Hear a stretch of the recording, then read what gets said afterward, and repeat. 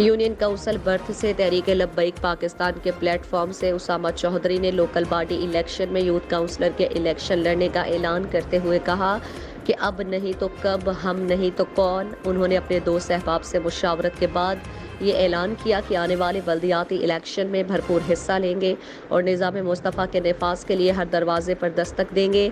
Union council के मुख्तलिफ नौजवानों का कहना था कि उसामा चौधरी एक नौजवान न डर बेबाक क़यादत है जो अपने मुखालिफिन को टफ टाइम दे सकते हैं और बाबा जी खादिम हुसैन रिजवी साहब के दिए हुए मिशन पर गामजन रहेंगे।